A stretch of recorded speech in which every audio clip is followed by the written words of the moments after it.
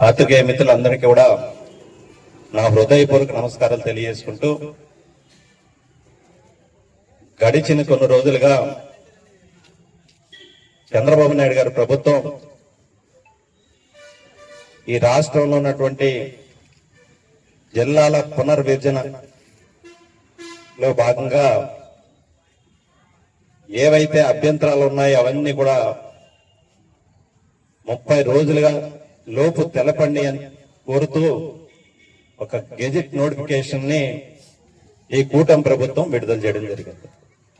అందులో భాగంగా ప్రత్యేకించి రామచంద్రపురం నియోజకవర్గం గురించి మనం మాట్లాడుకుంటే, రామచంద్రపురం రెవెన్యూ డివిజన్ లో గతంలో 8 మండలాలుగా ఈ రెవెన్యూ డివిజన్ ఉండేది. అంటే గత పాలకులు, అంటే ప్రత్యేకించి నియోజకవర్గంలో ఉన్నటువంటి పాలకులు ఎంతో కష్టపడి రామచంద్రపురం రెవెన్యూ డివిజన్ ని రామచంద్రపురం నియోజకవర్గంలో ఏర్పాటు చేయడం జరిగింది 8 మండలాలతో. కాలక్రమేణా అవి కాస్త 6 మండలాలు 2 మున్సిపాలిటీలకి పరిమితం అవడం జరిగింది గతంలో. కానీ ఈ కూటమి ప్రభుత్వం అధికారంలోకి వచ్చిన తర్వాత ఏవైతే 3 మండలాలు ఉన్నాయో ఆ 3 మండలాలని రాజమండ్రి రెవెన్యూ డివిజన్ లో కలుపుతామని సంకేతాలు విడుదల చేయడం జరిగింది. అక్కడ ఉన్నటువంటి స్థానిక శాసనసభ్యులు ఆ ప్రాంత యొక్క ప్రజల యొక్క మనోభావాలని, అభిప్రాయాలని ప్రభుత్వం దృష్టికి తీసుకువెళ్ళడం జరిగింది. కానీ ప్రత్యేకించి ఈ నియోజకవర్గం గురించి మాట్లాడుకుంటే, ఈ నియోజకవర్గంలో ఈ జిల్లాకు సంబంధించి కార్మిక శాఖ మంత్రి గారు ఉన్నారు, వాసంశెట్టి సుభాష్ గారు. మరి ఏం చేసినట్టు ఆయన అంటే, కనీసం ఎక్కడా కూడా ఈ రెవెన్యూ డివిజన్ ని నేను కాపాడుతానని ఎక్కడా కూడా ఒక్కటంటే ఒక్కట ప్రకటన కూడా విడుదల చేయలేదు ప్రభుత్వం తరఫున. నిమ్మకి నీరెత్తకుండా దున్నపోత మీద వర్షం పడ్డట్టు వ్యవహరిస్తున్నారు తప్ప కనీసం ఈ ప్రాంత యొక్క ప్రజల యొక్క అభిప్రాయాన్ని, మనోభావాల్ని ప్రభుత్వం దృష్టికి తీసుకువెళ్తానని కూడా ఎక్కడా కూడా ఒక ప్రకటన కూడా విడుదల చేయలేదు. వాస్తవానికి ఈ ప్రాంత వ్యక్తి కాకపోయినప్పటికీ కూడా 2024 ఎన్నికల్లో ఈ ప్రాంత ప్రజలందరూ కూడా అత్యధిక మెజారిటీతో వారిని ఓట్లు వేసి గెలిపించడం జరిగింది.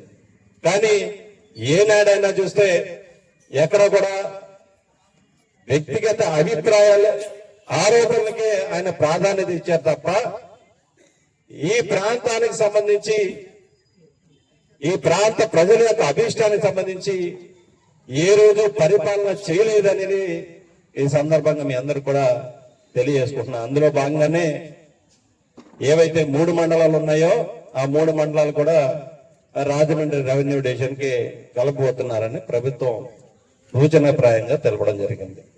ఈ సందర్భంగా వైఎస్ఆర్ కాంగ్రెస్ పార్టీ తరఫున మేము డిమాండ్ చేయబోతున్నాం, ఏవైతే గతంలో రామచంద్రపురం రెవెన్యూ డివిజన్ ఉందో ఆ రెవెన్యూ డివిజన్ ని యథాతథంగా కొనసాగించాలి అనేది ఈ సందర్భంగా మేము డిమాండ్ చేస్తున్నాం. కేవలం రెవెన్యూ డివిజనే కాదు, రెవెన్యూ డివిజన్ తో పాటు సబ్ డివిజనల్ ఆఫీసులు కూడా రామచంద్రపురం నియోజకవర్గంలోనే కొనసాగించాలనేది వైఎస్ఆర్ కాంగ్రెస్ పార్టీ తరఫున మేము డిమాండ్ చేయబోతున్నాం.